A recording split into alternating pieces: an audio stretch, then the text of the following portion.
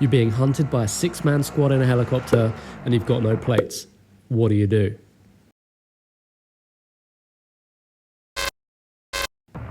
You need to keep driving and find cover as soon as possible. One more shot and you could be done for.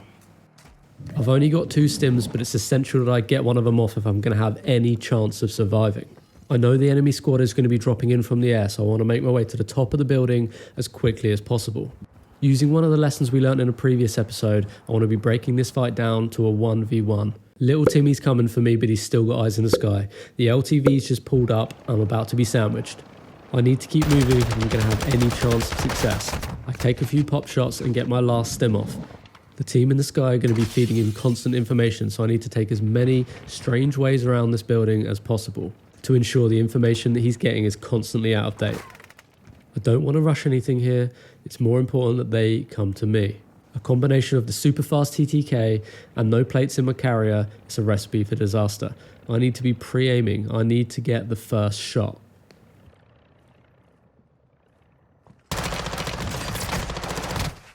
First guy down, my priority here is not getting the finish.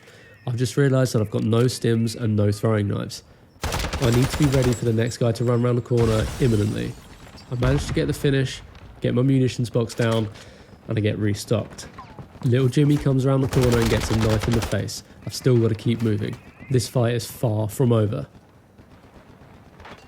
Both my weapons are out, so I need to reload. I head to the roof to try and get a bit of a safe haven as the helicopter seems to have disappeared. This guy appears, I miss my knife, and it's all over. A huge part of being successful with PvP in DMZ is using the right tools for the job. Here I would have been much better off letting the reload finish and getting some shots off. But if you're watching this video, you likely know that not everything in DMZ goes to plan. What's up, I'm Z, welcome to the video. Today we're going to be going over everything that you need to know to get better at PvP in DMZ. I'm going to be breaking down a bunch of scenarios and walking you through my thought processes and decision making, and most importantly in this episode, my mistakes. We're kicking off here with a scenario where I run up on a team of 3. I find myself some high ground and manage to get the first guy down. The UAV nearby is just gone up, so I know there is more of them. I jump down to try and get the drop on him, but as you can see I'm super unfamiliar with this weapon and miss all my shots. Make a note of this because it's very important for later.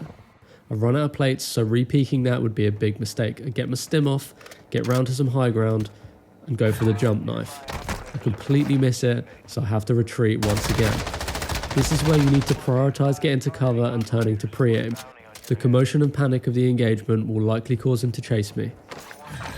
In this scenario, we can do a bit of looting, but we've got to keep our wits about us. We need to prioritise finding plates and any other useful equipment.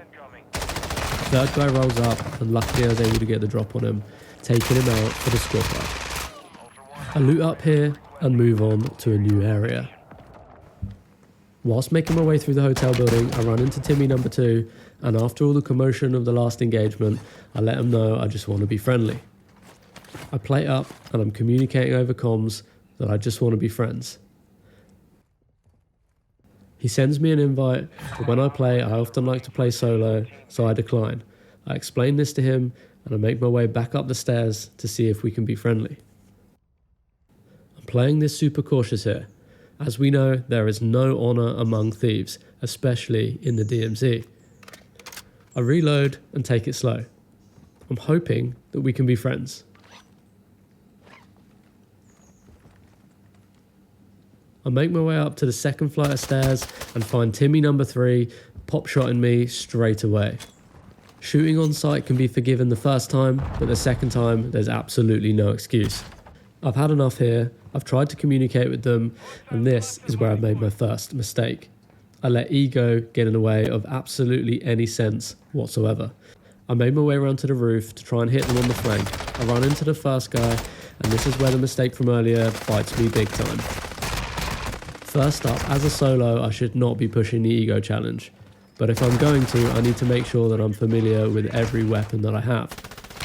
These weapons are contraband weapons that I picked up, super unfamiliar with, and they only have a 30-round mag. As a solo, I'd always be speccing my weapons with at least a 45-round mag, and preferably a 60-round mag on an AR. I should have moved off and lived to fight another day, but hopefully we can all use this as an example of what not to do. You get the first guy down, you get the finish, but you notice that there are still 2 more pushing in on the advanced UAV. What do? We stand and fight. While there are 2 guys here, they look a reasonable distance apart. If we can get the first guy down before the second guy turns up, we should have no problem at all. Sometimes, however, even the best laid plans are poorly executed. I've completely missed my throwing knife and every single follow-up shot. But what's this? I've got a second chance. I need to prioritise running away as quickly as possible and breaking the line of sight. I hit the stim as a precursor and hit the second one to recharge my energy. He's probably expecting me to run away, so I sneak round and manage to get the first one down. I then need to back off, reposition, reload and replay. I didn't manage to get the finish on the second guy, so I need to get back into the action as quickly as possible. I don't want to give any of them a chance to revive to restart this fight all over again. In situations like this, you need to keep your third eye focused on that minimap. I've still got the UAV up, so I need to be constantly collecting as much information as I can 100% of the time. This has to be a conscious decision and is something that comes with lots of practice. In this next scenario, I'm doing a regain run on a Sheikah Island. I've got a plate vest, but I've only got a ground loot ISO. I run into a guy here, get him down and manage to get the finish. It's likely that he's in a squad, so what I want to do is back away. This is giving me the opportunity to get some high ground and get some additional information. I see the teammate, missed throwing knife, but luckily I get the second one. I'm getting shot from my left hand side, so I know there's a third teammate. I rush back round to get the finish and then I go for the flank. All's going well so far, but there's still plenty of time to make mistakes. I get the third teammate in my sights, but make my first big mistake. Shooting him from this range was never going to get me the down, especially with the ground loot weapon. I've let him know where I am, and this gives him the ability to turn and deliver. After taking his 2 teammates out, he's playing overly cautiously. This gives me the opportunity to control the situation. I loop around the other side, pre-aim the angle, and manage to get the kill and the finish. I then unsuspectedly run in to a 4th player. This must be another team, so I'm playing cautiously. I'm keeping my wits about me because I don't know how many of them there are. I've managed to make the chase, get the finish. This time I'm lucky and get to live to fight another day. You're solo in the Koche complex, your comms vest is pinging, there's an enemy squad around you. You spot the first guy, what do? I'm outnumbered 3-1, so I opt for a distraction. I throw this Molotov past the first guy, run into the second guy and able to take him down. I take the opportunity to get the finish, taking advantage of my misdirection. In the Koche complex, it's a grid system. You want to be shooting and moving. After getting the first guy down, I loop round to get the second guy in the back. I know the third guy is going to be descending on the body, so I want to keep pre-aiming that direction until he appears. In the Koche complex, NVGs are absolutely essential. Without them, this engagement would have been 10 times harder. I need to recuperate as soon as possible because you never know when there's another squad just around the corner. I'm running around looting, looking for the office admin key when I hear the AI being aggro. In the Koche complex, you want to be taking full advantage of the AI. If you hear them shooting or you see them looking in a certain direction, you want to be cautiously approaching. You can take this opportunity to third party any enemy teams via the AI. This guy's popped up probably after taking severe damage from the tier 3 AI, and I've taken advantage of that and taken him down. I then make use of the strategy that we talked about earlier, shooting and moving. Never stay in the same place for too long.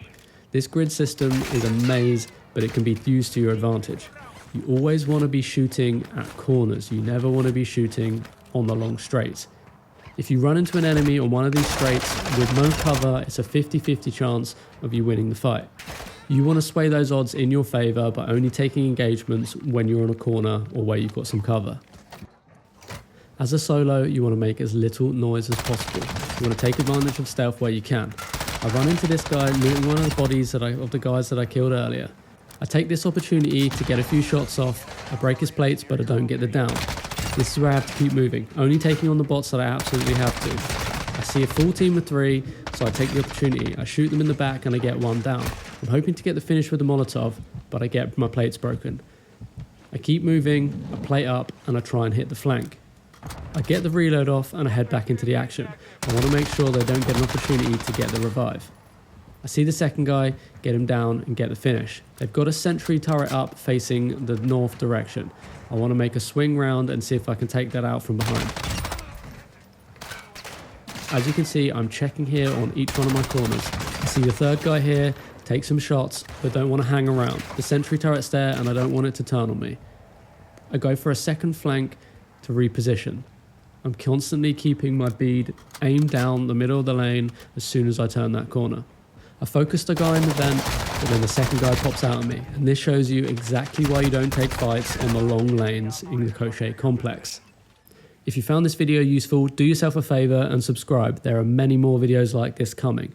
There are also 2 more episodes of this series on the channel, so click here to watch one of those.